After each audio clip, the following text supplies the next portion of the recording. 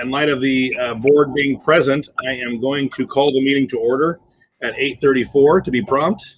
Hi, Kevin. Good morning. We can see you. That's great. I will call the meeting in order to be prompt. Liz, can you do a roll call, please? Yes, I can. All right. Secretary Halverson. Here. Vice Chairman Harrigan.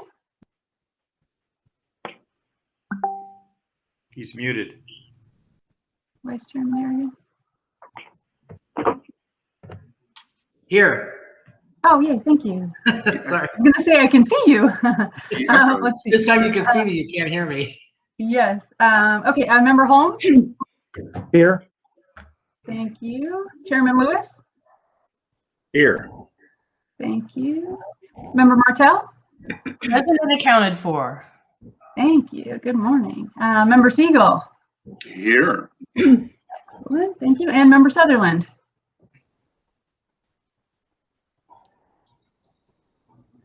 Maybe muted. Member Sutherland, are you muted as well?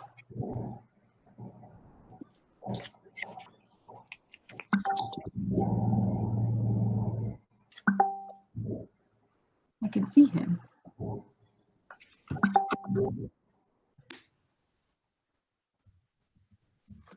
Here. Thank you, OJ. There you go. All right, everyone here. AJ. Thank you. And then just a reminder for everyone, staff members and visitors from the public, just to keep your microphones muted when you're not speaking, please. And if you do have public comment, Chairman Lewis will call for that. Thank you, Liz. And I'll ask if there's any modifications to the agenda. Are there any modifications to the agenda? If there are no modifications to the agenda, I'll ask for a board member to move approval of the agenda. Move, Halverson. Second. Second. Second, Martell. Thank you. Any discussion? All those in favor say aye. Aye. Aye. Opposed? Okay, thank you. The agenda is approved. We do have some guests today. I'm looking forward to hearing them and meeting them. I will remind board members it's difficult in this format to be seen. I can only see 6 squares. So do speak up, and thank you, Dr. Halverson, for stating your name after the motion. That was very helpful for the recording secretary, so I appreciate that. Then I guess at this point in time, we will open public comment. This is the time and place for members of the public to comment on items not on the agenda. I believe we do have members of the public ready to comment. Liz, can you facilitate that? Do you see who our first commenter is? Yes, so far at this point, the only person I have who wanted to address the board was from Trepepi Smith. Jennifer, Jen. are you there? Jen? Yeah. I'm here. Hi. Hi, Jennifer. And I'll give a little context before you speak, if you don't mind. So Jen and I are just popping on this morning to say hi to the board since we haven't seen you in a while. And I wanted to introduce Jen to you since she's been working with me on the Pivot account now for over a year. And I kept thinking we'd have an in-person board meeting. And finally, we just gave up and said, we'll just introduce you via video meeting. So Jen is a director at Trepepi Smith. And she's, sorry, Tom and Jim, but she is a Notre Dame grad. Move to terminate. No, terminate. Over. And she's also an Air Force reservist, which is pretty awesome. And Jen is also a mom to a little boy. So she is passionate about kids and education, which is one of many reasons why she's perfect to work with me on Pivot. So, okay, with that in mind, Jen, go for it. Yeah, I just really appreciate the opportunity to see all your faces and to meet you, even though it is virtual. Like Nicole said, I've enjoyed working on the Pivot account for about 1.5 years now. So in addition to everything that Nicole mentioned, both my parents are actually in education. My dad is a school principal and my mom is a high school dean. And so I often get to chat with them and learn a lot and bring that to what I do at Pivot as well. And of course, I love the Pivot team. Working with Jana and everyone there has been so amazing. So I just really appreciate the chance to say hi and thanks for all that you do and thanks for the opportunity to help out with your team. Thank you, Jennifer. We love working with Jen. She's been awesome. So it's been great. I've never known anything but awesome staff members from Trepepi Smith. So I have all the confidence that you will continue to be a great partner for us. And we look forward to we have some neat things planned for the next few years as we come out of this situation we're in. And we're passionate about children and helping them out. So I think you'll enjoy our school. And if you think the staff is fun to work with, wait till you meet some of the board members. They're really fun.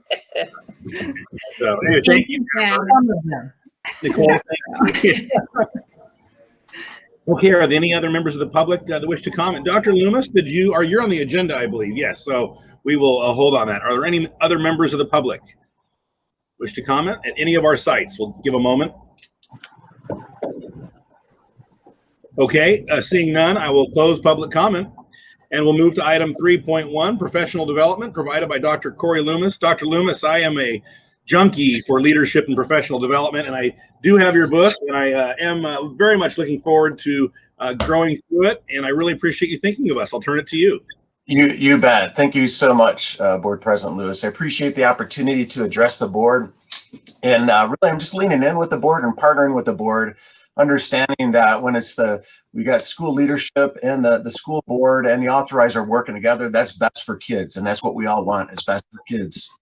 So I appreciate the opportunity and this Saturday morning. I know you have a busy agenda, so I hope not to take too much time. And I appreciate the book getting out. Thank you so much, Liz, for your cooperation. We had a kind of sent it to the wrong address initially, and we think we got it to you. So we appreciate it. Let us know if we have any loose ends to take care of there. If there's any other board members that might need one. So really today is just for me to have a dialogue with the board, and with going through this book at a high level, and now that it's in your hands, the board could definitely take their time to go through that book, and really into a well-seasoned and well-versed board. So I understand that there's some of these points that the board has been doing well and effectively for a long time now. But again, just some areas, a good reminder. Go ahead. And I just want to start with the why. And some of you have heard my story before, but just quickly, my background, 24 years in education total.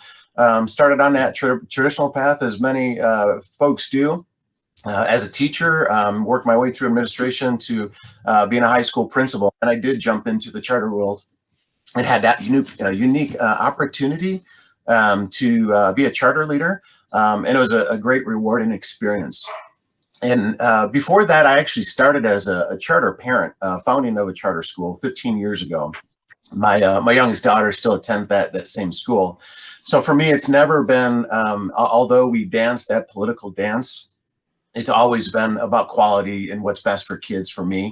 So I appreciate this opportunity, really just to affirm the great work that the board's doing, knowing that this work is challenging at times, but clearly understanding everybody that's on this call, we definitely know what our why is, and our why are the students, and for you, the students of Pivot. Go ahead, Liz. So yeah, it's based on this book here. It's not a heavy read, and just for a little bit of context, it is a national perspective. There's a couple nuances to California, but great with the fundamentals of governing and the key aspects that a board should really consider when in operations. In most of these areas, again, are just areas of awareness for the board. So it's not necessarily being well-versed, but being understand where you could get the information.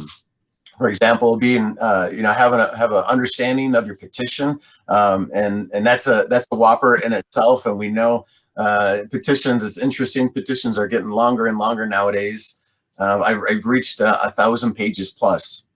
I think all of us agree that's just way too much. Outcomes, being aware of your outcomes, and you've got a great team here that's bring these outcomes to you, and renewal cycles, and being aware of when that comes up. And there's that thought with renewals. When does renewal begin? It really begins the next day, the next week after you were renewed. Being aware of the dashboard, which Pivot and your team, you're definitely aware of that. Assessments, webpage. Bylaws, obviously, these are the areas that are most important to the board. Being aware of what do they say. For example, what's the selection process of board members? Being clear on that. How is the flow and the rhythm and the structure of meetings, and how is action taken? And here in California, and I know the Pivot team you get your annual training, which is required, your annual update. And always being aware, this is one of the pitfalls, is being aware of that conflict of interest and keeping those boundaries and lines clear, and being aware of where there could be a potential or a real conflict of interest.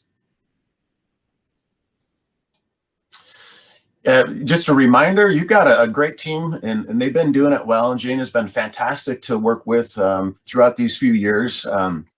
We know that kind of the birthing process, the initial process, it was a little challenging, but we're on the same team, on the same page, pulling in the same direction, and that's why I'm excited to have the opportunity to work more closely with the board and the school. We understand the role and responsibility of the CEO and your administration team, the scope of their authority and how far they could, to what extent can they make decisions, and remembering that the CEO and the management team ultimately is responsible to the board.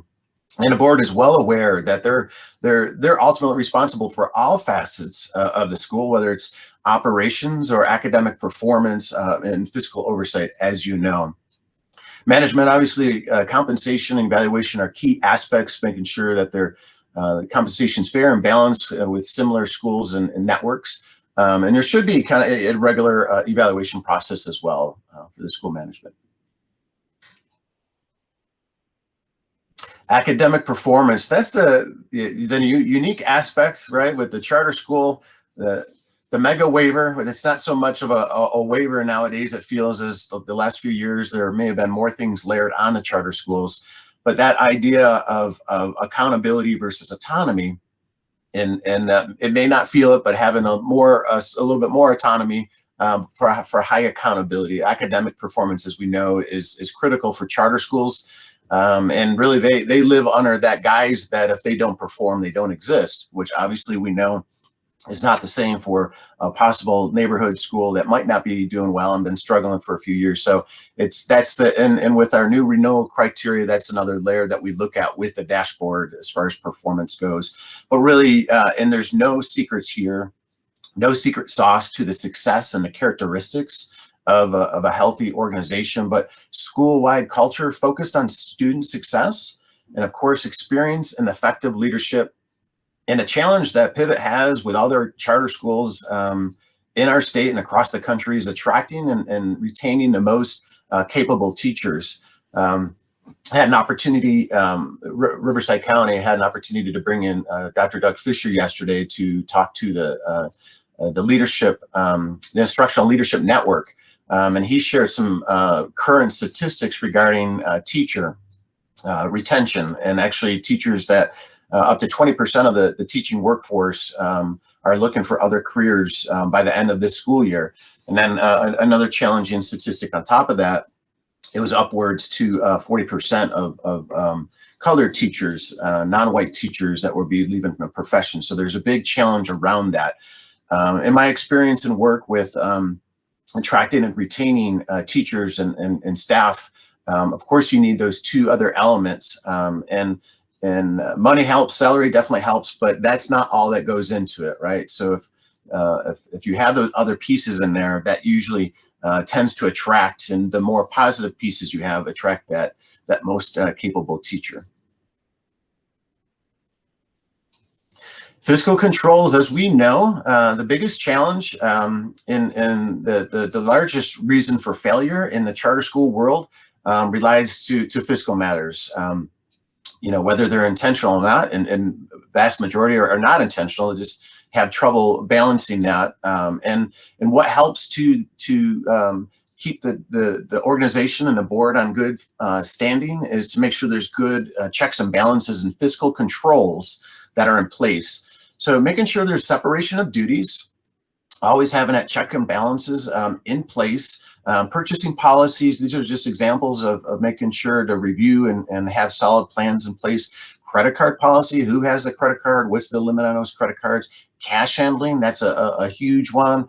And having processes in place for vendor approval and evaluation on a regular basis. Especially being a non-classroom based school, you do have a lot of vendors that are attached to your network, and just tracking those and making sure they're effective and good partnerships. As I shared, the biggest challenge and the biggest reason for schools going under are for fiscal reasons. And this board, and I'm aware of this, do review financial reports on a regular basis, and that's key, looking at those metrics to help the organization stay positive and successful. Having a board, experienced board members, as this board does, right? Having that breadth of experience and knowledge is really critical for effectiveness. And these are just some examples to look at performance indicators on a regular basis. Unrestricted cash, between 30 and 60 days, liquidity, assets over liability, and reserves, between 3 and 5% for charter schools, and knowing, with smaller starters up schools that those margins will be a little smaller. Risk management, this is really imperative for boards to really be aware and proactive of risk and liability. And we know our times, it comes in all shapes and sizes, whether it's related to personnel shortcomings or even facility, but looking at all aspects of what exposure and risk might be hurtful to the organization is imperative. And the way to avoid those pieces is obviously you've got a competent, experienced team, again, being proactive and looking at all the various aspects where the organization could be exposed and minimizing those risks. And also just looking at metrics that align with any of the gaps that the organization identifies that might be a potential liability. For example, enrollment, suspensions, employee actions, and again, evaluating and reviewing key policies. And, one safe bet is always to have good, solid legal counsel, which I know this team does to help minimize any potential risk and liability out there. And the other challenge that goes along with fiscal challenges, parallels that would be facilities. You experienced that down in Corona. And this is just a national statistic that 77% of charter schools do not own their facilities. And that's obviously a major challenge. So the key, and you've experienced this, you've been down this path before, but really having sound fiscal and academic and management and stable leadership are all key ingredients to obtaining facilities, having solid board oversight, and of course we want the projections going up, right, and not down. That definitely helps with purchasing and financing facilities. And when you're at that point, as the school as the network has done, the board has done extensive research and making sure you have strong legal and facility expertise and clear contracts. And once all those then in place, to make sure once you got the facilities up and going, you have good solid safety plans with expert input. Yep, agendas, going to the board's functions and meetings, making sure the Brown Act is, the board's following the Brown Act and that they're compliant as you are, you're recording and you're making sure the public's accessible. I know we had that change in law, I guess maybe a year and a half ago. And I know Jane and the board really valued RCBE's input and having local meetings, but obviously that was, that's not an option any longer, but you're doing a great job of making sure your meetings are accessible, that your agendas are posted on time. And best practice would be minutes would be posted with that. And part of our oversight, as we shared, I think with Jane and probably recently, my team, we do have a checklist of oversight. And although it's not statute for minutes, it definitely is a best practice for minutes. That the board, if they're looking at your agenda and your minutes, that they should generally be able to understand and track the board's activity and making sure records are complete. And I shared before, the board does have their annual training. And the book does a fantastic job, really to getting into a board development plan. And I'm actually on a nonprofit as well at the state level. So we're kind of in the same boat, looking at your breadth and your depth of your board and where can there be any potential gaps or where could the board learn collectively. So that all goes into board development plan. For example, have an orientation for new members. One idea the book suggested is just to dedicate a few minutes at every meeting for professional development growth in those potential areas. And Liz, you could pass the next page. And there on page 58 and 59 actually does a great job of a self-reflection questions. I think there's 10 of them. And so that could be a starting point. Is there any areas in there where that you need to shore up on knowledge within the board itself? That could be a good plan to move forward for growth and professional development. Okay. And this is just a reminder, as I did open, the board has an awesome responsibility. Really, there's only a couple of greater callings than your calling in public service to students. And yours is definitely up there. And the responsibility is awesome. And I know that you do not take it lightly. And I appreciate the time and dedication that you invest in the organization, and most importantly for all of us, in as students. And so those are the ingredients of effectiveness, and really the effectiveness of the board directly correlates to the effectiveness of the school, which obviously leads to more positive outcomes, whether it's fiscally or academic performance. So that wraps up my time here. I just have one more kind of parting slide, but I'll just pause. If there's any questions, and it's okay if there's not, but more than anything, I just appreciate the time to engage with you and have a conversation. And I look forward to continuing to build our relationship and our partnership. Really, we're especially in a pandemic, we have really shifted our emphasis and our priorities, understanding that we are all in this together. Early on in the pandemic, we quickly pivoted to 100% support. What do we need to help with charter schools? And I do have ongoing support networks and charter school networks that have kind of expanded beyond our county. They're more regional now. But for us in Riverside County, we don't see charter schools any different than any other LEA. And we give just as much support to charter schools, because at the end of the day, we really believe that they're all our kids, just as this board and Jane and her team believe as well. Thank you, Dr. Loomis. We are very proud of our partnership with you. You have been an absolute model to work with. And as you know, we've just made significant investment in your kids in your county. And we're going to look at that today. We're very proud of that. And we really thank you for thinking enough of us to spend time with us. And this board is passionate. We are committed to lifelong learning, and this just plays right to that. So I really appreciate it. Board members, are there any comments or questions for Dr. Loomis? Well, I have a question, Dr. Loomis. This is Steve Siegel. I'm just down the road from you, down the 91 in the city of Orange. And, you mentioned facilities, that 77% don't own a facility. I think a lot of that has to do with financing, and every 4 years our finances are, or even more frequently, our finances are up in the air given the political climate. Is owning a facility something that our COE wants us to be considering, or are you agnostic on the subject? Yeah, we're agnostic. We don't have an opinion on that. There's definitely different ways to go. The charter school that I was involved with, sometimes that partnership's there where we could Prop 39. We do have one of our startups that is Prop 39 down in Temecula Valley, and that comes with different challenges or whatnot. But right. However, the organization best sees fit to stay fiscally sound and have a facility. We don't really have an opinion on that. Thank you, Board Member Siegel, for the question. Other questions?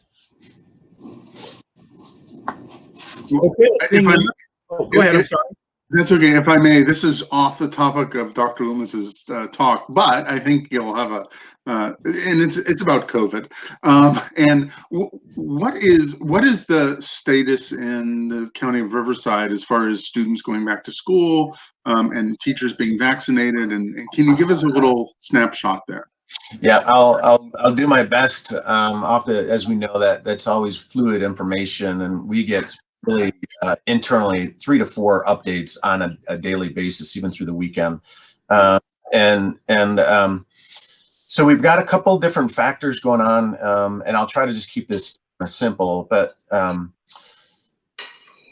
So right now, as far as Riverside County, the reopening really hinges on, of course, we know the metrics, as most of the state is in purple, definitely Southern California. So all that to say, at this particular point, the health department has suspended the application, the waiver process that was originally opened up in the fall, and there was quite a few schools that got the waivers in early, and then through the ups and downs and the closures, what's been consistent is that the waivers could remain open, those that were approved on the waiver. That process is actually a local decision. That's a county department decision, not an RCOE decision. And at this point, the last time I checked with about 2 days ago, that process was still suspended, and they were supposed to come out by the end of the week, they being the health department, with an update on the waiver process. And so until the department feels, until they open up that process, new schools cannot go in that waiver category. So the only default from that is which all schools and LAs up and down the state are kind of in that same category, which is it's dependent on the which level they're in. And so being purple, then the next is red. So the way it works is when the numbers get lower, and they're not anywhere near low at this point, they get low enough into the red. They have to be in the red for 2 weeks, and then they could open up on their own without a waiver. So that's what we're looking at this point as far as reopening. Maybe one more quick note for the organization, and Jana and Liz, would be we know the governor does have a parallel plan going on, and there was a submission of February 1st for the COVID safety plan. That plan also goes involves us and the health department, but really what's happening in Sacramento that's being reported publicly is that's still up in the air. So even though there was a February 1 deadline, there's really not the strong policy. So it's almost that the policy was ahead of the politics. So there's not that's not moving fast too quickly, even though there was a February 1st deadline. So I know I received a lot of information from charter schools, and actually districts were trying to meet that deadline. And that might not be necessary because they're not quite ready yet in Sacramento. So with that, Liz, I'll probably go to your last page, and then if there's any other questions. But again, thank you. Appreciate your leadership. Everything, as we know, rises and falls on your leadership. So thank you. With that, Board President Lewis, I appreciate the time. Thank you again, Dr. Loomis. Thanks, We really Dr. Lewis. are grateful. Okay, seeing no other questions or comments, we wish you a good weekend, sir. And we will move on to our financial update, because we do keep a tight eye on our finances. Liz.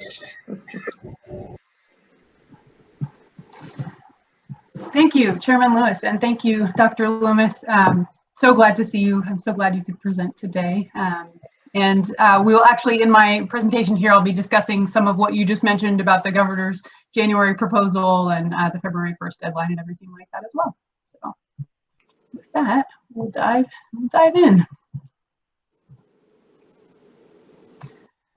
Okay, so this will be, again, spanning multiple fiscal years, as we always tend to do for most of our meetings.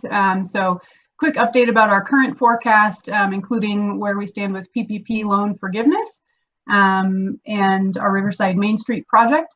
And then we'll go over some of the details of the governor's January budget proposal and how some of those things affect us, some of them may not, and then what our own budget process timeline looks like. We're also up for auditor selection this year. As you see later in the agenda, there's an action item on that. So I just wanted to provide a little background, and a reminder about the timeline and how that process goes. So with that, we will dive in. Okay, so in December 2020, there was a federal stimulus package that was passed with a few things that don't really affect us, like the CRF funds. The spending deadline was moved, but we have already spent all of those funds and reported them by the original deadline, which was at the end of December. We have some new funding coming related to COVID.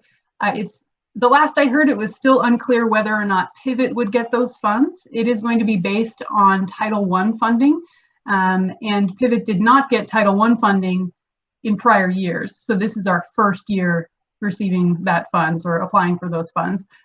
So if they base it on fiscal year 20 title funding, we won't get it. If they base it on fiscal year 21 title funding, we will. So as soon as I know for sure, then we'll have more on that on the next financial update. Another thing that was included that also is really important to our families is that the money put towards internet access. As we know with COVID and distance learning and students and staff to a large degree working remotely, it's really highlighted this digital divide, and how socioeconomically disadvantaged families have difficulty accessing their education in this pandemic model of distance learning. So it's a very important priority to make sure that we have internet access for all of our families. We've been doing that through Wi-Fi devices at Pivot. We ordered a whole slew of them over the summer and in the fall, and have been checking those out to students more than ever before. There's been quite a bit of demand, so that's been kind of a new thing, a new push. But it's great to also see government agencies really pushing to make sure that all students have access to internet, so that they can be, on a par with anyone who already has internet, and kind of close that divide and that performance gap. Where we currently stand with PPP forgiveness, we've been preparing all of the reports needed. As you know, the PPP loan funds have restrictions on what sort of expenditures they can be used for. And at this point, we have all of our PPP funds allocated towards compensation. And we're expecting 100% forgiveness. We had planned to submit the PPP forgiveness application at the very end of January, like this last week, but due to some challenges with scheduling and Jana's travel and all that kind of stuff, since she's the one who ultimately certifies the forgiveness application, that'll probably be early next week when we get to submit this. But we do have all the reports prepared, and it does look like we will have 100% forgiveness unless Bank of America has any particular questions or concerns or anything. We did take advantage of the 24-week coverage period. Initially, the PPP loan specified an 8-week coverage period, which was very fast. But then they came back and extended that for those who wanted to. They said you could elect a 24-week coverage period, and we did do that. And then in terms of the timeline, after we submit our forgiveness application, it first goes to Bank of America. And since they're our lender there, and so they have their review and approval process, and then they pass it on to the SBA, and the SBA then has to also review it. So depending on timelines, we have heard of other charter schools getting their forgiveness applications reviewed and approved fairly quickly. Others have taken a few months. So I think it all depends on, the size, the types of reports you're submitting to substantiate the expenses, and who your lender is. I think some of the larger banks have a lot more of these to review. So I believe for us, it'll probably take a couple months, just based on what I'm hearing from other charter schools. So we will update you on that as we get more information, but should be submitting our application here about next week. Since our last meeting in December, we haven't had a lot of changes to the forecast in terms of the expense side, mainly just depreciation for the Riverside Facilities project, since that is now complete. One of the biggest changes was our CTE grants, which Jana will have a CTE update for you in a little bit. But we were able to incorporate those revenues into our forecast, which is great. Total of over 100,000 in CTE grants, or about 100,000. They are 2-year grants. So from what our CTE consultant and the funding timelines look like, we'll probably receive about 70% this fiscal year, and then the remaining 30% of those revenues will be in the next fiscal year. We also had a few updates to ERMS, educational related mental health services forecast, just based on the number of students we have currently who have counseling services listed in their IEPs. These are revenues received from our special education local plan area, the SELPA, as reimbursements for counseling costs. And then, as I mentioned, the depreciation expense got updated at Riverside based on the completion of the project. We have another slide about that in just a moment. But all in all, the forecast hasn't changed a whole lot, but those CTE grants in general helped each site a bit, so the operating incomes look a little better. All right, so Riverside Main Street project. I know Chairman Lewis and Executive Director Jana Gaskell were just there yesterday. It looks great, and I think Jana has a video that she might be sharing as part of her Executive Director report. Very cool. So we do have our preliminary stats and assumptions in the forecast here that are pretty close to final. So approximately $700K total cost. We have to depreciate that per our financial policies, either 60 months or to the end of the lease term, whichever is first. So in this case, our lease term ends before 60 months, which means we'll be depreciating it over 47 months, since that's when our lease ends, November 30th, 2024. Our placed in service date is January 1st. We moved all of our furniture right after the new year and got everything transferred over. Utilities are switched over. We now have internet, even though we'll be upgrading that soon. But it does, now that we have these, kind of final numbers that are firmed up, we can adjust our forecast, and it's much more accurate now that we're basically done. So if you have any questions about this, I know this has been an ongoing thing, as Dr. Lewis mentioned, that we've all been waiting for. So we're so excited that it's finally done. Any questions about those things before I move on? I do. Liz, are we out of the other facility completely? Yes. Yes, Okay. We had a little bit of overlap to make sure we had enough time to move all the furniture and everything like that. But yes, we are out as of, I believe, January 13th, 15th, something like that. We did have the final walkthrough, handing over the keys and things like that. Yeah. Steve, you'll see that all of the items have been shipped over, and the staff there has really done a good job unpacking, and we're not totally settled in. But if we were fortunate enough to be able to open the school in the next 2 weeks, we're not. But if we were, it's ready to go. Water, utilities, internet. So yes, it's very functional. And was the $700K, that includes all expenses associated with the project? Yes, so this includes almost all. So it's We've got a few more coming. Construction, plans, architecture, permitting with the city, those kinds of things. Signage. We had to, the signs, big signs that were, on 2 different walls of the exterior of the building. So even things like vinyl signs for the doors, all of that is included in there. I just want to say congratulations. Where we were a year ago, who'd have thought this was happening? So way to go. It looked beautiful. It's amazing. By far exceeds all expectations. So congratulations. Well, a job well done. Thank you, guys. Thank you very much. I absolutely agree with that. Well done. Thanks. And when I said almost on the expenses, there's a couple little things coming in. We have to change some electrical, unfortunately. And then we also are going to be putting in this little wrought iron gated area. It's been sort of a little homeless encampment there when the building was empty, and they're fairly used to that. And I think it might be, as you know, and I've updated you about some of you about the broken windows in the back. So we're trying to deter that and to make sure that they understand that, we're moved in. And so we're going to be building this little wrought iron, little gated area. So those expenses have not come in. That's my point. They're not. We're low 5 figures, if anything, left. We're definitely winded down. Yep. Okay. Continue, Liz.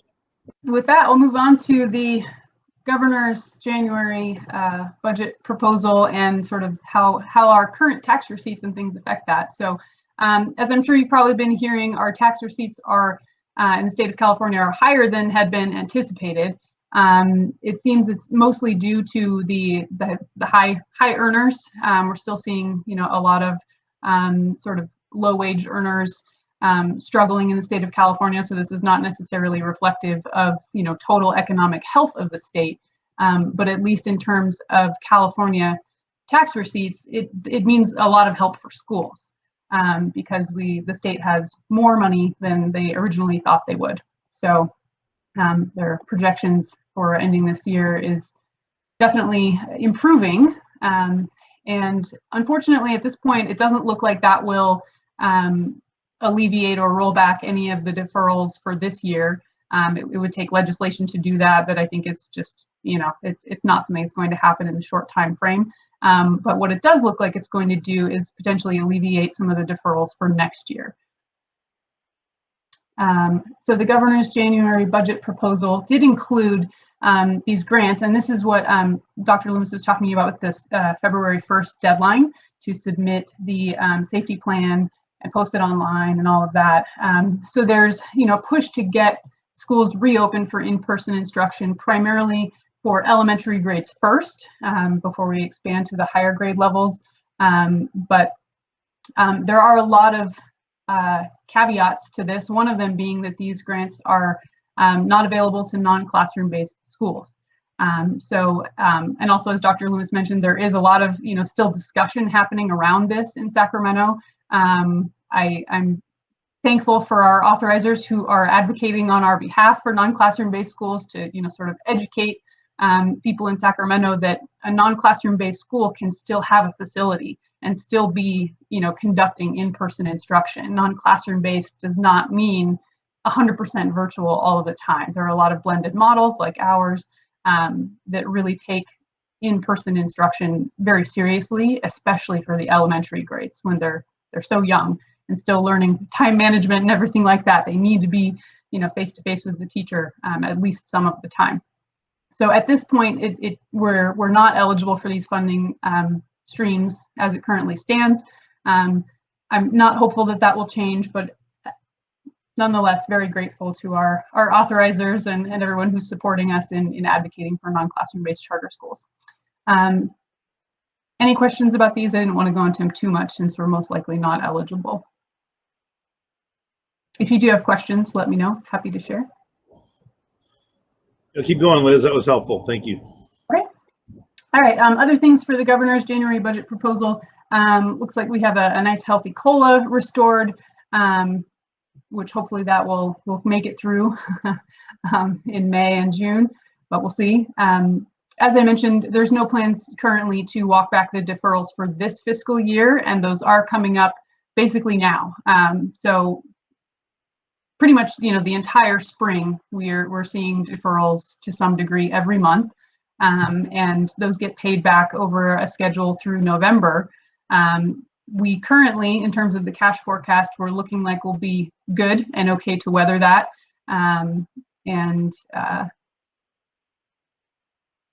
Yeah, so it would be great if they could roll back the deferrals for this year, but I don't think it's going to happen. So there had also been plans for deferrals in 21-22, but now that tax receipts are looking better than anticipated, I believe all but the June deferral have been rolled back. So rather than have a whole host, a string of deferrals, it's just one from June to July, which is fairly minimal impact in terms of our cash flow. There are plans for next year going back to the traditional ADA funding. So if you recall, there's this hold harmless is what they're calling it, hold harmless legislation for this current year for 2021, where we're basically funded off of last year's ADA, regardless of what our enrollment in ADA actually is. And that's for every LEA in California, unless you have some other extenuating circumstances.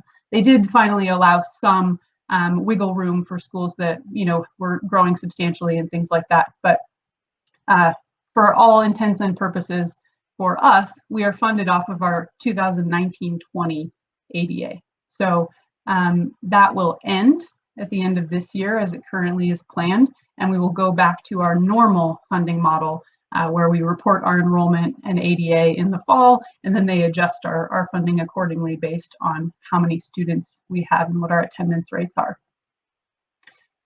There's some continued support for STRS and PERS, which Governor Newsom seems to like to do this. I like it. It's always a help.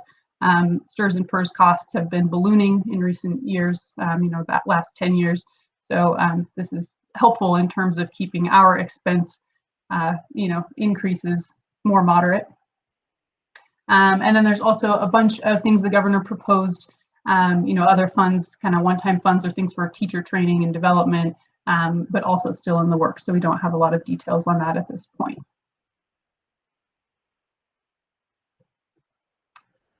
So as you know, the governor's January budget proposal will be followed by a May revise. And in between now and then is when we go through our, having our first official draft.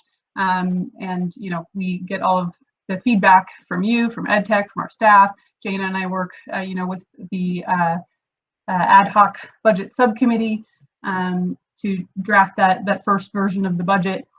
This year's a little bit unique with not having a strategic planning session yesterday at our normal timeline due to not being able to meet in person. So some of this has been adjusted a little bit since normally that does drive some of our assumptions. So you'll see later on the agenda, there's a discussion about our board calendar to see if we can make sure we have enough meetings to ensure that we're having sufficient input on the budget process. And our budget should be approved in June. So we're planning for that to happen at our June 5th meeting. Any questions on the budget? Questions of board members? Okay, continue, Liz. Okay.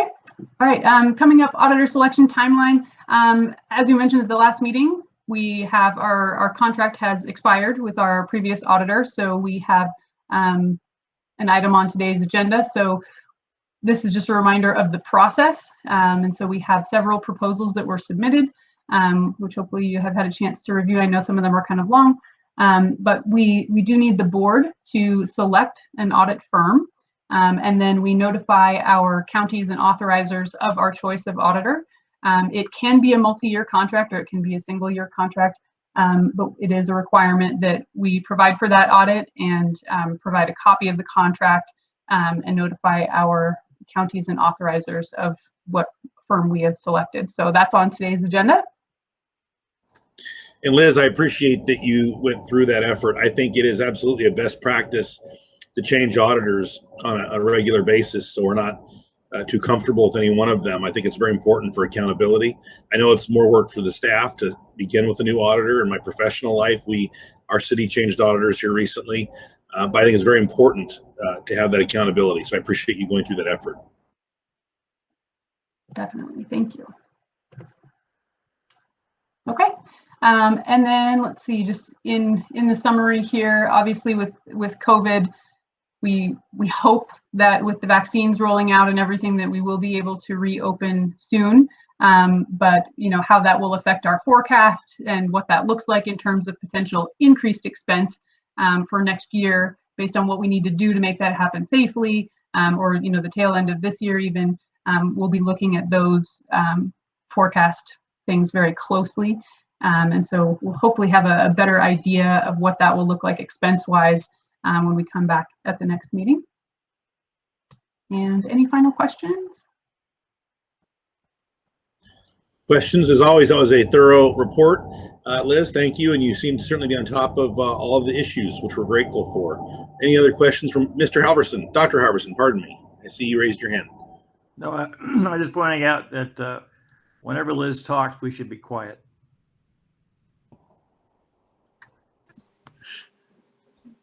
The E.F. Hutton. Right. Thank you for that, Dr. Halverson. Any other comments from the board? Okay, then we will accept that as our finance report and move on to 3.3, Executive Director Report. Ms. Gaskell. Good morning, everyone. It's good to see you all. And staff, I really appreciate that you are here. We've got Lindsay and Tracy and Danica, who is our special ed teacher down at Pivot San Diego. It's good to see you as well. Thank you, staff, for being here. All right. Got a lot to talk about today, more than usual, because there's lots of changes going on in the world. Liz, you can move forward. We'll talk about enrollment, some changes to staffing, our new RTI, response to intervention, which Ms. Tracy Williams, who is here right now, has been spearheading fantastic project to support our kids. We'll talk about that. Vaccinations, we'll talk about that. Opening up of resource centers. What I'm looking for there is some feedback and just input from you all about your thoughts and concerns about reopening the resource centers. We'll talk about that, and some good news from the Western Association of Schools and Colleges regarding our accreditations. Okay. I presented these numbers. I usually send them to you on a monthly basis, but I kind of wanted them in the board meeting packet this time.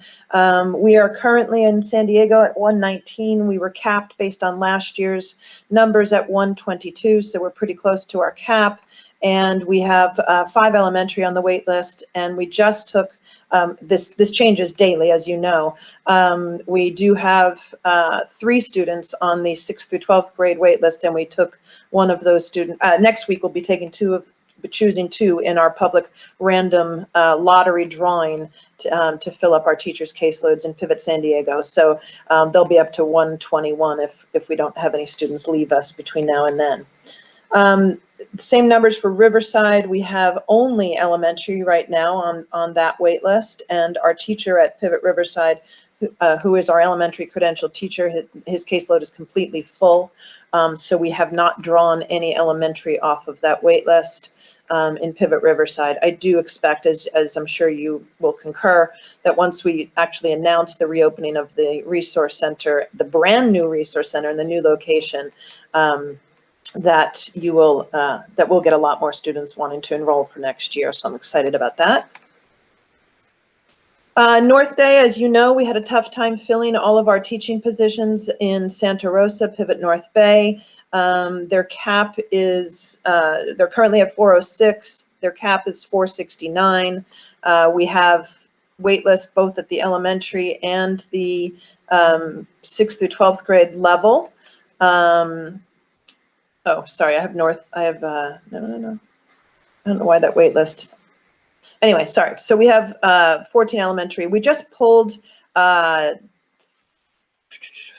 elementary from the public random lottery on Monday, and 7, I believe, 6th through 12th grade students. So these numbers are already changed. So we just will continue to do our random public lotteries on Mondays. We announce it on Fridays. We have this whole process I've shared with you in the past. As long as we have space on teachers' caseloads and the teachers to serve those students. And we'll talk about staffing right now. We did get a new staff member at Pivot North Bay. Pretty excited about that. So keep going, Liz.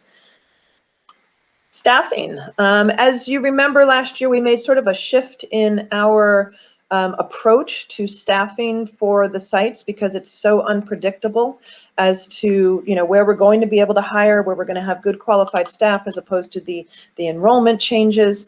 And we've been able to do that. And you're going to hear a little bit more about that throughout the presentation. For example, we have, if we're under enrolled for some reason in Pivot Riverside, and that therefore by default may be overstaffed, we've been using Pivot Riverside staff to serve students in Pivot North Bay. So their FTE is divided in the budgets based on the number of students that they're serving. So their FTE, even though they're technically living in and around the Pivot Riverside campus, they can serve students at Pivot North Bay. And so their FTE is split between Riverside and North Bay. And we've really done, it was a challenging project to do with everybody, but it's been very, very successful. I just want to really say, you know, and Jim did that video yesterday. You saw it to all of the staff. I got a lot of positive feedback. I'll start sending those out to you for those who saw the video, but we're really, really very, very proud of all of our staff and what they've gone through in the last, you know, year, almost a year now, and how well they have served our students. At the next board meeting, we will have more data for you about the potential of loss of learning, but we just closed our semester. Our semester ends later than most schools, and so we're still gathering that data. By we, that would be Lindsay. Thank you, Lindsay. And to be able to share with you, you know, any data on whether we think there was any loss of learning compared to last year. And that will help us make some decisions as we go forward in developing our LCAP and also our strategic planning and obviously budget planning. But our staff have just been amazing, and I've been keeping you abreast of some of the things that they have been going through, and as you know, we had a loss of our student last weekend at Pivot North Bay. And it's just been hard. It's been a hard year, and they've been incredible. So, sorry. We did have another teacher move on from Pivot Riverside last week. Craig and the team members at Pivot Riverside are in the process of interviewing. We will hire to replace her if we find the right staff person. But again, because of bullet number 1 about how we've done our pivot-wide staffing this year, we have plenty of teachers pivot-wide to serve all the students at Pivot Riverside, even with her departure. So there we go. Response to intervention. This is actually pulled from a slide that Tracy and Brooke Van Arsdale presented to our staff to talk about the response to intervention. As you know, we have a very, very complex and I think robust focus on serving the students MTSS process, which is multi-tiered systems of support. And some of the data that we'll be giving you at the next meeting will be how many students were on different levels of MTSS. However, we also, because of COVID, really we're looking at how can we serve our students better, make sure that maybe they don't get on that MTSS kind of levels of increase of, hey, we're trying to figure out whether independent study is really an appropriate educational program for you. Lindsay and our MTSS coordinator came to me this summer and they said, Jana, look at all the data from our internal assessments that we do, our benchmark assessments, iReady and ExactPath. And they said, look how many kids are more than 2 and 3 grade levels below where they should be. And we need to come up with a plan on how to address this. Internally, COVID or not, it doesn't matter. We need to, really focus in on those students. And again, that was the first full year that we had ExactPath implemented. And so it was like really eye-opening. So one of the things that we have done is Tracy developed and came up with this really on her own. So hats off to Tracy with Brooke, this process of response to intervention. And this is essentially, the students will qualify if they meet the criteria that you see here, that they're struggling to complete assignments, they're failing classes, they're 2 or more grade levels behind in our internal diagnostics. And the other part of this, though, is if a student is not spending enough time in their lessons and they're not already taking advantage of our workshops and the office hours that we have to support them and using the study guides that our system has, and they're not working with their educational coordinator that's assigned to them as their primary teacher of record, they're not going to qualify for RTI right away. And the reason for that is because they haven't already availed themselves of all of the other things we do to support kids, to give them direct instruction, to give them support in their courses online, to do the, by attending the workshops, by actually putting the time in.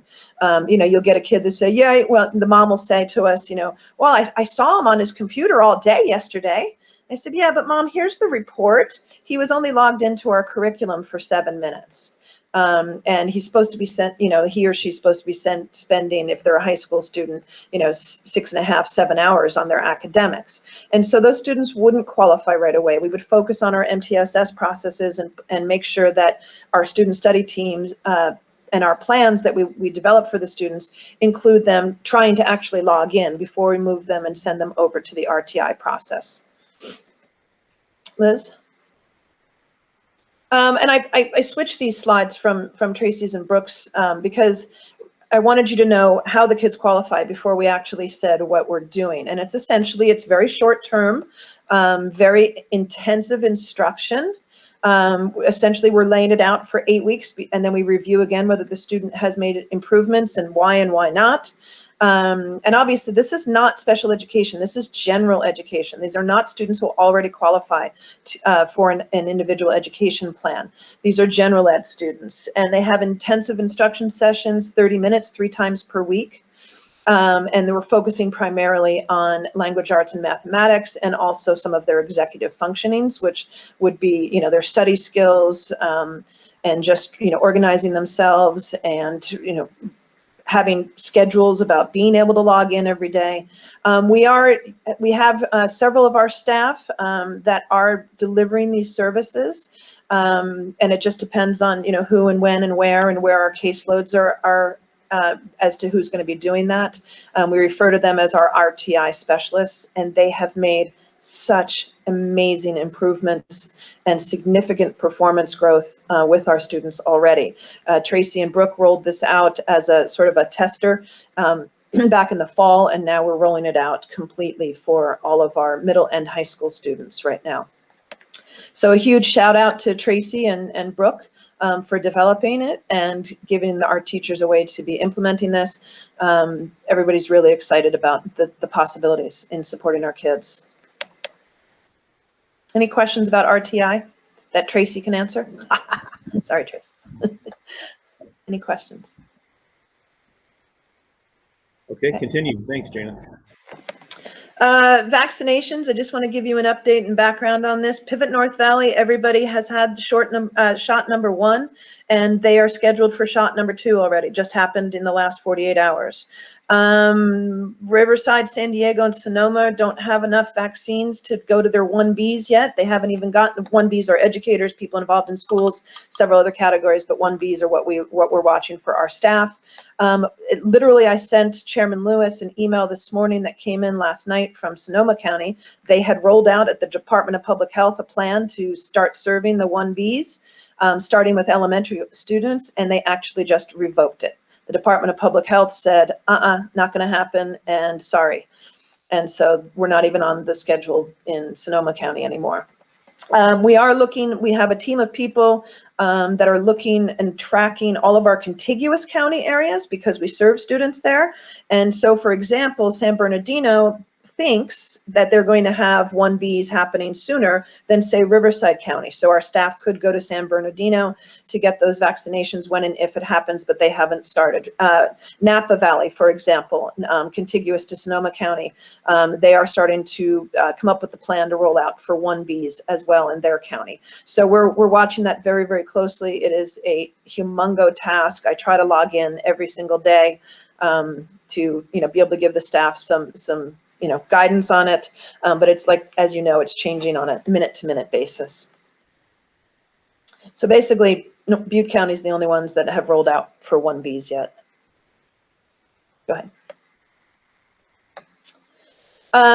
As you know, as Liz mentioned earlier, and so did Dr. Loomis, the governor New Year's Eve rolled out this plan to push folks to be coming back to school and reopening, especially starting with the elementary school level, with some requirements that we don't know if they're going to completely go through Sacramento legislative process, including having to test students and staff every 2 weeks.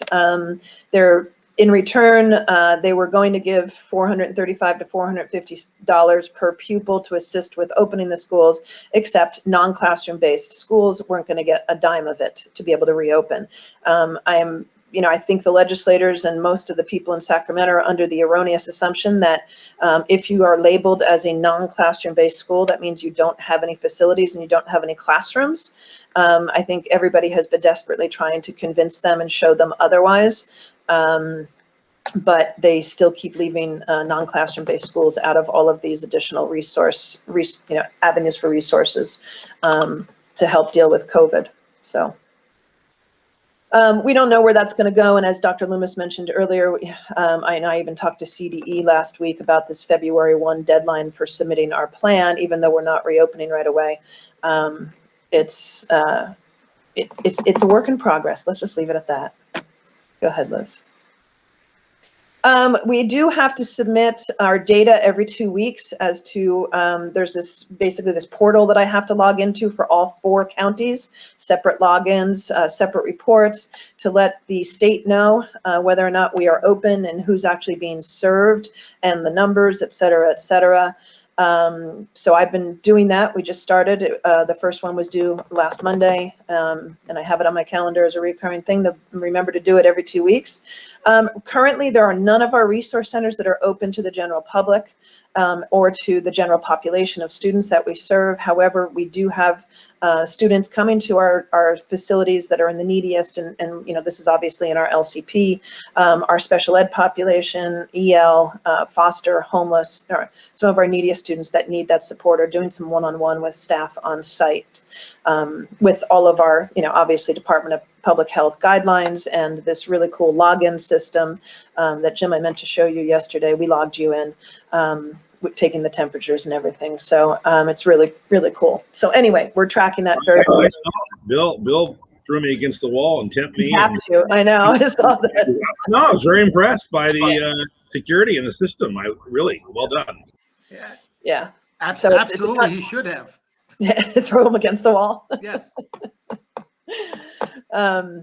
Yeah, it's a cool login system that's confidential that Lindsay and Liz built out, or Liz and Brittany, that they log in and we track it. Anybody that's coming on the site is tracked every single day. So it's great. So we've not had any parents requesting that we open the resource centers. I just want you to think about that and make sure that you're aware of that. As I mentioned last time we met on December 12th, I give, with my updates to the parents via Parent Square, I give them my email, I give them my phone number, say if you have any questions, concerns, call me. It's been crickets. And you have to remember that I think the reason for that, unlike other schools, is that parents specifically enrolled with us because they knew that we have the ability to serve them really well through COVID in this virtual setting, so to speak, because that's what we do. Even though we have lots and lots and lots of resources and fun stuff at our resource centers, they know that we have become the experts in being able to deliver virtual education. And I think that's why we're not hearing from them to bang on our doors to open up the resource centers. And as you know, we had probably 30% of our kids were new this year. They don't even know what we do at our resource centers, right? So they wouldn't be necessarily screaming and shouting for us to reopen our resource centers. So I would just want you to consider that as we're talking about reopening. Liz? Obviously, when we do return to traditional, openings for our programs, we will be following all of the Department of Public Health protocols. As we do come back, we're going to be doing that if we do reopen the resource centers. So we're not going to be going back to that traditional program time model where the kids can be there 3 hours a day, 5 days a week, because we're not going to be able to fit everybody on site and be able to follow those protocols. And I'm guessing that some protocols will still exist next year. And so I'm working with the admin team to decide what that is going to look like. Next slide, Liz. Possible reopening models. We've thought through this pretty long and hard, and the site admin are working with staff on it as well. Just for this year, could be, for example, they come back in smaller groups with Math Mondays and Science Tuesdays. Maybe they can come back depending on the site based on the teacher caseloads, our educational coordinator teacher of record caseloads. And maybe there's 3 teachers, whose caseloads come and work with their teacher at the school site. In the smaller sites, it would be 1 or 2. So there's lots of different models that we can consider, but obviously know that it's not going to be what it used to be because of the limitations on the social distancing and things. So a couple of thoughts about why we should reopen our resource centers and develop these models and allow the kids to come back when it's safe. There's obviously we want to be able to mitigate any loss of learning, and there are still some students, regardless of the fact that they purposely enrolled in an online school, that independent study isn't a super appropriate setting for them maybe, and we know that when they're in front of our credentialed teachers, that's why you spend so much money in our budgets on our resource centers, because we know when they're in front of the teachers face to face, they do, the teacher is able to mitigate that loss of learning better than online in some cases. Obviously, the teachers miss the students, and the students miss the teachers quite a bit. We hear that a lot. Socialization for our students is desperately needed and missed by a lot of our kids. It's another reason to open the resource centers. I miss hearing the kids running around and giggling at Pivot Riverside in the elementary school program, at Pivot North Bay as well. And at Pivot San Diego, the teachers had amazing projects that they were doing with the kids. It's just sad. So The other part of why we would consider to reopen this year, the resource centers, is because we want some of the new students to understand what our resource centers provide, what we have to offer to help with retention for next year. We do like having as many kids come back as possible. And if they understand what happens at our resource centers and all about all the clubs and all of the activities and the barbecues and all of that, it would be a good thing, hopefully for retention. I think it would be healthy for staff also to get back to like a work site this year to kind of get the toe wet and get reacclimated to coming back to the school sites. And that would be another reason to be coming back. So I'm suggesting that these are some of the criteria that we will be using to determine when and if we will be reopening the resource center. Obviously, the ability to mitigate loss of learning at the resource centers would be the most primary one. In other words, if we open up on May 15th and school ends on June 12th, can we mitigate, loss of learning in a month? Yeah, maybe with some of the kids, but not as much obviously as if it was safe to reopen tomorrow. So, it's things to consider. Is it worth it to open in May if that's when it becomes safe? Maybe, for a month, for all the other reasons that I stated on the other slide. Obviously, we have to have kids that want to come to the resource centers. We will obviously do a survey. Then we've done it several times this year, with our families to provide input on how we're doing it, what we're doing currently, and getting their input, and that will become a survey. We just haven't had many that have been saying they really want to be there. So, in my opinion, staff access to vaccinations is a factor in reopening. And if we reopen one resource center and not another, it's certainly a possibility. Not, if we're not meeting some of these criteria in some of the other areas. Obviously, a decrease in the number of COVID cases should be a factor, and the hospital's capacity. I'm thinking red is, orange is where we go, and all of our resource centers, where all of our counties are right now, they're in red and purple. I think orange would be a good indicator of when to reopen the resource centers, and again, with all of these other considerations in mind. Bottom line is we open when it's safer and when it can actually be utilized by our kids, like they want to be there, and when it can be productive. And I was just looking for some input and guidance from you. Liz, if you just go to the next slide real quickly, just a reminder that you approved 2 resolutions for unilateral action in March and then again in August.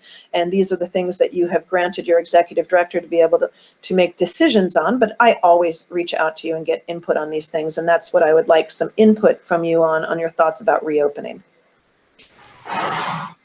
So I'd like some time with Jana to discuss this. And I really would welcome board members. Dr. Halverson, I'll recognize you. This is a serious issue, and I think it's an issue she would love to have all of you weigh in on. So Dr. Halverson, please. Jana, I'm kind of big on slogans, but it was quality over quantity. If we should do whatever it is in an exceptional way. And that doesn't mean we need to have them all come back because it looks good. We bring a third of them back, or maybe none because of the timing of all of it. Yeah. My other famous slogan, which you also hate, is when in doubt, slow it down. Think about it. What's in the best interest of our students and staff? And there are many. And a year from now, this will be sort of forgotten in many ways. And so don't screw with it. So my thing is take it easy. Think about it a lot. What's in the best interest of our students, our staff? And I mentioned before, quality over quantity. What's really a good thing to do, not how many are we doing it with. So, and you're very good about that kind of stuff, but I would pursue it. You're going to get pushed sometimes to do things because of politics or whatever it is. And then you just kind of go, you're the adult and we're the children. So do what's best for us, Mother Gaskell. Thank you. Thank you, Tom. Well put. Well put. OJ, go ahead. I totally agree with Tom. Thank you, OJ. Other board members, please. I think it'd be helpful for Ms. Gaskell to hear from all of us. Kevin, go ahead. Was Papa. Well, I also would like to reaffirm what Tom is saying. And also, I think, as Dr. Loomis stated, the guidelines, the information, the updates change consistently on a daily basis. And so therefore, to make a systematic decision, and a decision that is really best in kind of fielded best practice is difficult because it's not within the norms of our decision-making criteria that we've used historically as educators. I think also that, as Thomas said, there's lots of value in not being the pioneer, especially in where health and the well-being of our students, staff, and their parents and our families are concerned. That while I'm an advocate, you all know, of being a change agent, I think in this case, being a pioneer, using that metaphor, it's more appropriate to step back and watch best practices that are being implemented by the county and the larger school districts, by our authorizers, and also by the large school districts in the areas that which we serve, because they also have resources beyond our own capacity to provide us with guidance and guidelines. And my personal experience, like all of you, I serve on additional boards, but serving on a private prep school board in San Francisco, the school has tried to continuously be responsive to a small voice of parents, and they've put more energy into trying to be responsive to that, to then have to close it down and correct it on an ongoing basis because of the constant changing in spikes and the constant changing in political response by the municipality of San Francisco. So again, I think there are so many variables at play. We're doing really well, and you yourself, Jana, in conclusion, you said the parents are not knocking down our doors to ask us to open up the resource centers. So let's just continue to do really, really well what we're doing now, and forecast instead perhaps a date where we can have a very successful reopening. Great, thank you, Kevin. Vice President Harrigan, very thoughtful comments. Really appreciate those. Board Member Holmes, I think you wanted to speak. I did, and I was going to say, you know, there's not a lot to add to what they both suggested. I agree with that. I think, you know, each region in the states can be different. Also, it's just it's hard to have something that's a policy that's pivot wide, because each place is going to be different. Yeah. I think both Tom and Kevin's comments were right on point, though. There's no reason to rush out in traffic. So. Thank you. Board Member Martell has her hand raised. Thank you, Chairman Lewis. I concur. I think it's really important, and I think one of the points that Kevin made, I think, is very important. We don't have to be the trailblazer in this area. I think that aligning ourselves with whatever the evolving best practices are among larger districts that, you know, that have the resources, then we can follow the lead in that area. So I think that it's important that we just keep focused on what we're doing well right now, and wait to see what the best practices are in terms of opening up. Great. Thank you. Board Member Siegel. Yeah, so I concur with most everything people have said. I think we should look back to our founding. I wasn't there, but what I hear is that our founding was based on a model of remote learning, and I think what I think is important is that that's part of our culture, and we do it really well, and we can state that case without equivocation. And then the other thing I would just say is there is a liability issue here as well, not just on the fiscal or the legal aspects, but on the cultural liability of you know, are we putting our teachers and or students in jeopardy? And I think we all agree that we shouldn't do that. And so taking a step back a little bit and really evaluating on a case by case. Like what Ralph said about on a school or a site-by-site basis is a good and noble thing to do. Thank you, Board Member Siegel. I know you weren't there for the school's founding, but it was groovy. I had a perm and had a paisley shirt. I'll tell you, it was really something. But board members, I really appreciate all of you weighing in on this. I think Ms. Getfield coveted our opinion, and I think we've given her clear direction. So thank you, board members. Ms. Gaskell, I'll turn it back to you. Thank you. And Tom, I have learned to embrace the Halversinian theorem of taking it slowly this past 9 months. So thank you for that and the constant reminder. And I appreciate that you are open to my considering a site-by-site reopening. So thank you for that feedback, board members. As I mentioned last time, we have 4 schools going through accreditation next year, all at once, thanks to the Shasta-Anderson timing of things when we got 4 new schools, technically. And I did put in a request with Dr. Groves that they consider us being able to do 1 mega accreditation of all 4 schools at once and 1 mega report with breakouts of data and individual school level items in that report. And I did formally request that in writing on letterhead, and he has approved that.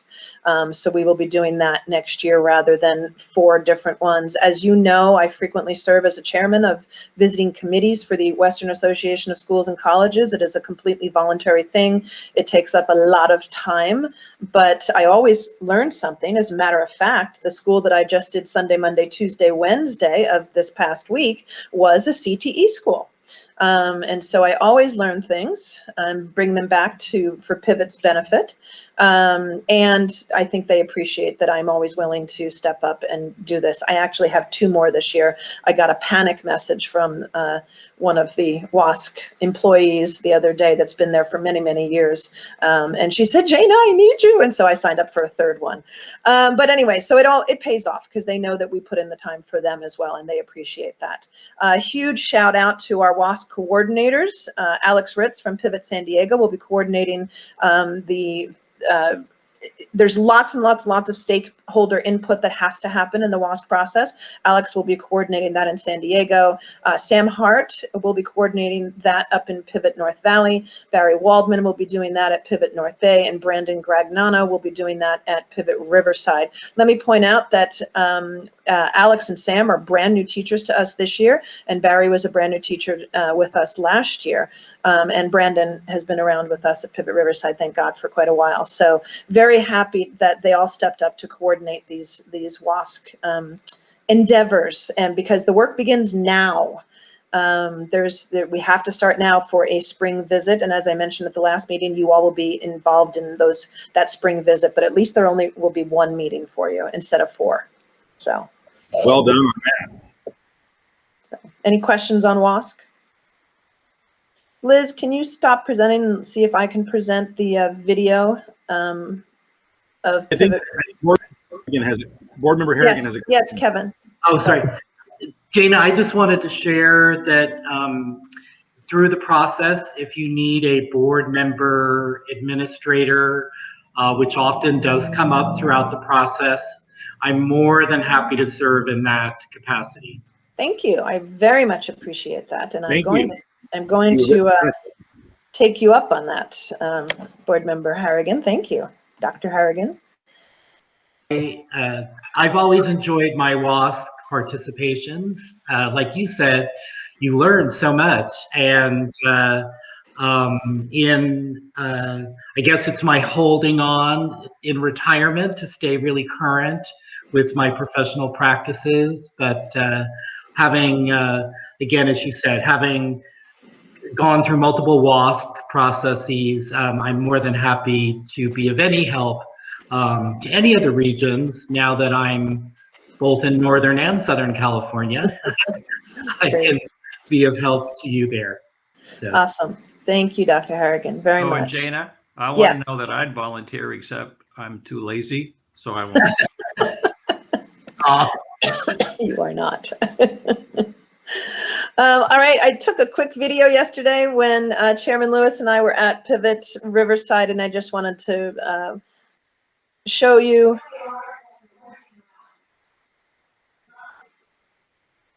Notice the new colors.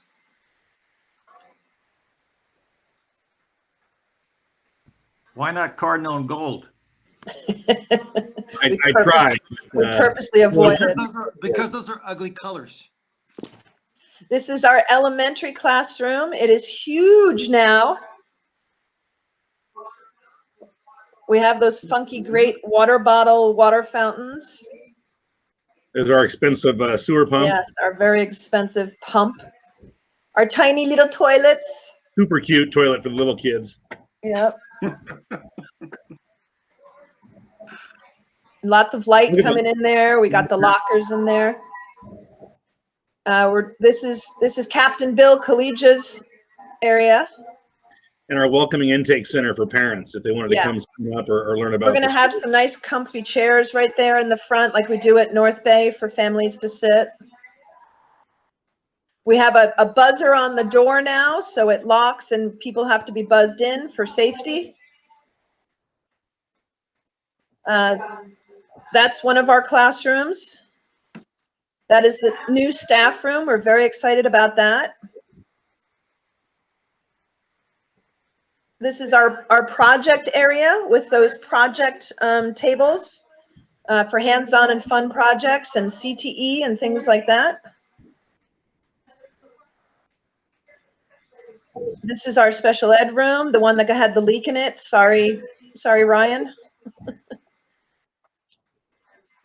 And counseling spaces. And there's Jim being my Sherpa, he said. You see who works for who around here. And Bill. So it looks great. Very excited about that. Go back to this and stop presenting so it can go back to Liz. That the fans that you saw when it started raining, there was a little bit of a leak. And so the landlord did get on it right away and is taking care of that. We don't think it's leaking anymore because of what they've already been able to do to fix it. So that was a little bit of a bummer. It was like within a week of opening up or of moving in. So, and as I mentioned earlier, there's a few more things we're going to be doing to the site, including putting a nice area for the kids to, there's a lot of kids that will be coming locally and riding their bikes. And so we're going to put in a bike rack and a nice little closed in area. And as you know, one of the reasons why we chose this site is because it's right on major several different public transportations systems. And so our kids will be coming in that way as well. So really excited about it. I have to tell you, as a parent of the aged of kids who would go to this site, it is in a very safe plaza and a very up and coming neighborhood with lots of good development around it. I would feel very safe coming in, seeing the pivot rug and the board member pictures, and if Bill's friendly. The locking system was impressive. And so I think we have a very good first impression for parents at the new site. And there's been hundreds, if not 1,000, new apartments that are very nice apartment living and all around the site. And so I believe it'll be a great place for us to promote the school to children that live in those apartments. They'll be able to walk to the school. And so it's really excellent. So I think that's good. Jana, did the board members, you did have a chance to see our communication to teachers yesterday? I want to make sure the board members, okay, great. Just so you can know what we're saying to the teachers. I thought it was important for you to see. Perfect. It was very well done. Very well. Yes, nice. Thank you. Ms. Gaskell, anything else? Nope, that concludes my executive director report for now. Are there any questions? Questions? Okay, seeing none, thank you. We'll move on to item 3.4. And I appreciate Dr. Loomis, you're hanging in there. This is great for you to see all the good things we're doing. Yeah, I appreciate it. I'll actually be taking the exit off now. Thank you so much for your time. Have a good rest of the meeting. I look forward to seeing you soon. Well, we appreciate your time. Dr. Loomis. We'll see you next week, actually, at your meeting. We're presenting. Excellent. Thank you very much for Great. being here. Great work, board. Thank you very much. Appreciate your support. Our next item is 3.4. This is important to us, career technical education. And I'll turn this back to Jana, but it was sure great to have Dr. Loomis on the call. Yes. I really appreciate his book, his leadership, and for him to see what we're doing. That was really kind of him to take the time. So great. Yes, Board Member Martell. Regarding the book, I never got it. So did it get sent to everyone or?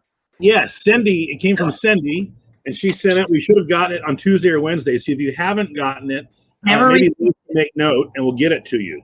Liz. Go ahead. Yes, so actually there was, Dr. Loomis mentioned there had been a hiccup of things getting sent to the wrong location. They also initially sent the incorrect number of copies. So they only sent us 3 copies. So we sent them to chairman, vice chairman, and secretary. The rest of the copies are in the mail. But so yes, you will receive them. Special people, yes. I didn't know there were officer perks. I already read mine from cover to cover. I could send it to Pat. I We had completely to make a I judgment agree. call. I was up all night reading the sucker. But yes, the rest of the board members should receive their copies next week. Apologies for Pat, the you're already familiar with Good to Great. So, you know, you're a Jim Collins aficionado. So you have the rich foundation. Oh, quit kissing up. Indeed. Thank you. Save us from ourselves, Ms. Gaskell, please. Yes, I will. I actually, just real quick on that book, I used to work with Brian Carpenter when he first got into developing governance for charter schools. He and I worked together on a project or 2, way back when. So career technical education, I'm so excited. I know we've started and not been so successful in the past, but we are rocking and rolling on this. So I'm going to go over where we're at with it, and you will get an update almost every time that we meet. And the next time we meet, well, one of the meetings before the end of the school year, you will hear from Marie Caldwell, our consultant, who is now really rolling this out with our staff. Go ahead. So we are starting, the first steps of the CTE program is for Marie, obviously, to meet with everybody. We'll be onboarding the teachers and getting them their CTE credentials. We have an MOU with San Diego County Office of Education to assist with that. Everybody who is starting in this first 2 pathways already, we believe, will qualify almost automatically to get the CTE credentials, as opposed to maybe having to take some coursework, except one person who is a classified employee that is going to be doing CTE with us. I'll talk about that in a second, and that she may have to take some instruction classes. So then we go on to building partnerships with local organizations like the Future Business Leaders of America, Future Farmers of America, also linking with and connecting with and articulating with our local colleges. And there's certain work groups that we'll be working with at our local community colleges. Butte, Palomar, there's a handful everywhere that we're going to be working with. And our CTE teachers will attend this year. It is virtual Educating for Careers conference. So those are some of the first steps. Keep going. They will also be working on mapping all of our pathways. We are going to be implementing a super cool thing that we'll talk about in a second, which is an aptitude assessment for our seniors and juniors. And spring and summer, these folks are going to be paid out of the CTE grants that we got to be working on the curriculum for ag and business. Those are the 2 pathways I mentioned last week that I told you we're going to be rolling out first: ag in Northern Cal and business in Southern Cal. We are going to be making sure that all of our courses are mapped with CalPADS, the state reporting system, and CTE coding. A lot of that is Lindsay and Liz with Marie, and make sure that we're tracking everything we need to for our CDE dashboard as well. And we're going to begin transitioning some of our seniors already with the community colleges, because they're leaving us, but we're starting this now. So we're going to try to get some seniors in sooner rather than later, at least, to be able to transition into these pathways if they're interested. We'll be implementing this new, it's a career inventory, but unlike a lot of inventories out there, career inventories, it's not just what do you like to do to the student, because that, most of these kids don't have any idea what they like to do as far as, their future and the kinds of jobs and careers that are out there. So this is also about aptitude. What are they good at? It's sort of like your GRE or your LSAT exams, for graduate school, where they're really getting inside your head. I also interviewed with the CIA, and we took like 26 of these aptitude inventories many years ago, and they're just really cool, and they see how they see how the kids think and what they're good at as far as problem solving and their aptitude. So it's really going to be exciting to see the results of this thing. It's called Use Science. And then what it does is they take the results and they show you the careers you're best matched for. And it is a very extensive, and you can go into many levels. Notice what I didn't say there, Dr. Halverson.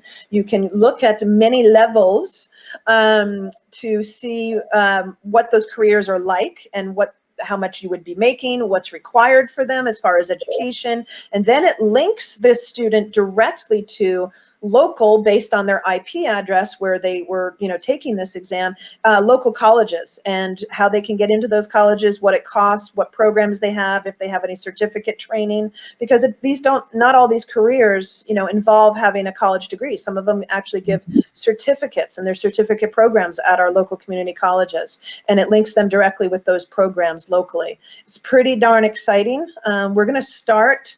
Next slide, Liz. We're going to start this year with our juniors and our seniors because they deserve that as they're on their way out. But we will begin next year probably with freshmen and sophomores as well, because what we want them to do is to be looking at their aptitude and their careers, obviously from day one with us as we roll out more pathways. So we'll begin with freshmen and sophomores next year.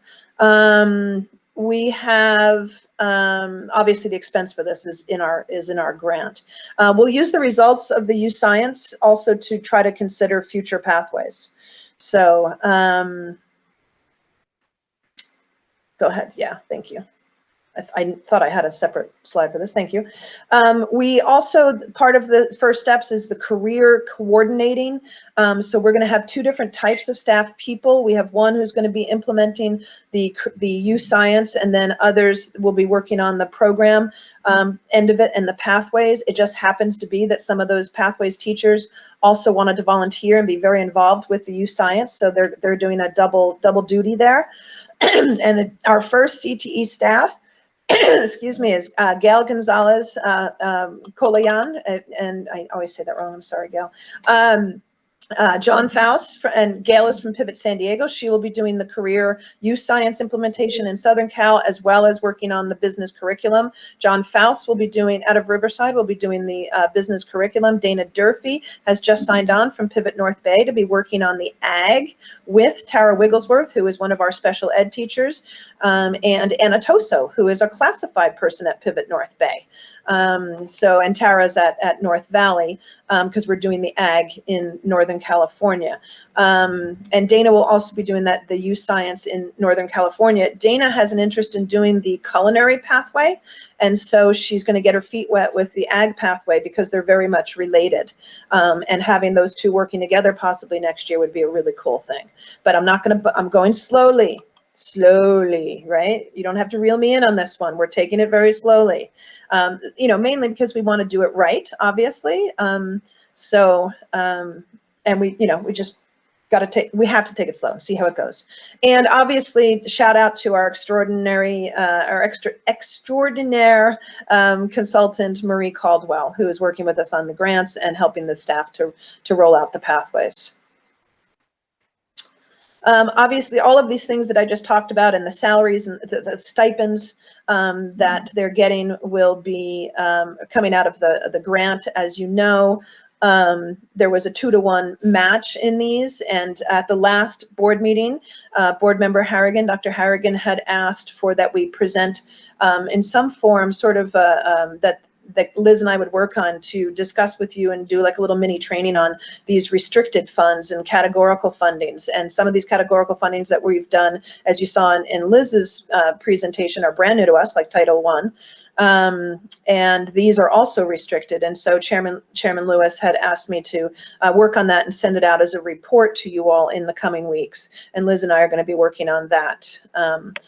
So rather than tying it just to CTE here and today. So questions on any of that? Question. This was important to the board. No? Well, I just want to say I appreciate all the hard work and leadership that's being done on career technical education and its correlation to our children being successful 21st century learners. Many of the careers which we traditionally espouse to will no longer exist, and there will be new careers that have not even been considered yet, will be the careers in the workplace for our graduates. So this is, I think, an essential correlation or parallel curriculum to their academic curriculum. And thank you also for the consideration of preparing the information on restricted and categorical funds. That just comes based on experience for staff and board members both to understand the limitations of those funding sources, how they can be used, how in some occasions, I think earlier we had a funding that's over a 2-year period. So the budget allocation has to be looked at a 24-month allocation rather than a 12-month allocation. Staffing has to be done very cautiously when it's used with restricted funds, because the staff member position can only be for the same period as the allocation of the funding. So those kinds of nuances, I think, are new to our board, and I think they're essential in our continuous smooth running of these parallel and coordinated programs. So thank you. Yeah, appreciate that, Dr. Harrigan. And you mentioned about the careers. When Lindsay and I did a little mini training on the youth science, some of the careers that popped up for this, fictitious student that had just done the aptitude tests, I have never heard of them before. I mean, case in point. So it was pretty amazing what it does with the data for the youth science. So yeah, it's going to be exciting. Thank you, Dr. Harrigan. I think you provided some good direction on how to structure this and account for this early on. I appreciate that. CTE has always been a part of the DNA of the school and who we are, but we haven't had as much of a funding and structure and vision, I think, than we do now. So I'm really pleased about it. Other comments from board members or questions? Okay. Well, seeing none, then Jana, thank you for that. I think we're headed into a good place. Are we ready to move, Jana, to discussion and action items? Okay.